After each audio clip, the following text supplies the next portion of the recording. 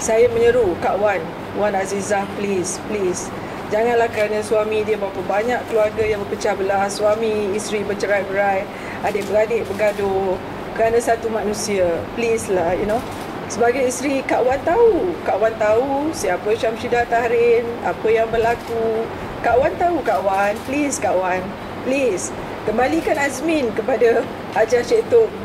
Please Kak Wan, saya merayu pada Wan Azizah, dia ibu, dia isteri, dia tahu perasaan ibu. Azmin dah tak balik rumah dah 5 bulan. Kawan apa rasa kalau Ihsan, anak lelaki you, tak balik ke rumah 5 bulan kerana orang lain? Siapa Anwar? Anwar bukan keluarga kami, bukan abang kami, bukan bapa kami, bukan adik kami. Siapa Anwar? Please Kak Wan, kalau Anwar dah hitam jalannya, that's my request lah. Tolonglah perbetulkan Kak Wan. Kerana bagi saya, darah daging lebih penting. Air yang dicincang tidak akan putus walaupun terlalu hancur hati saya. Hanya Allah yang tahu sepanjang setahun yang lalu.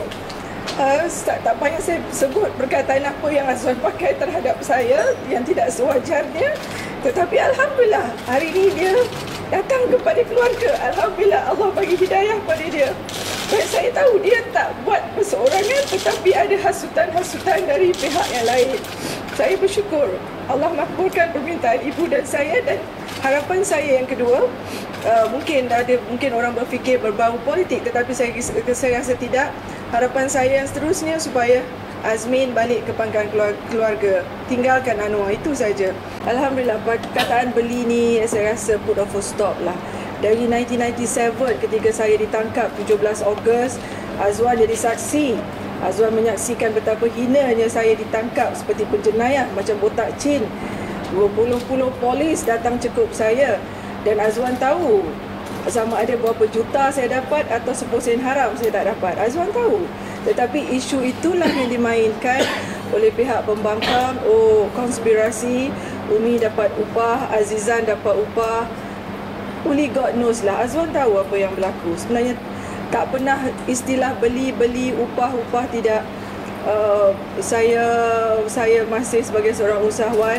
Saya tak pernah, demi Allah, demi Rasul, demi Tuhan, Dr. Mahathir ke mana-mana tokoh politik tak pernah bayar saya. Azizan masih seorang driver. Orang kata dia dapat berpuluh juta, kesian dia masih jadi pemandu di Melaka. Inilah isu yang saya cukup marah dengan Anwar. Sebab tu saya harap Azwan kena faham. Pada mulanya dia tak faham. Dia kata salah satu sebab dia marah dengan saya, dia kata saya pergi ceramah, saya memburukkan keluarga.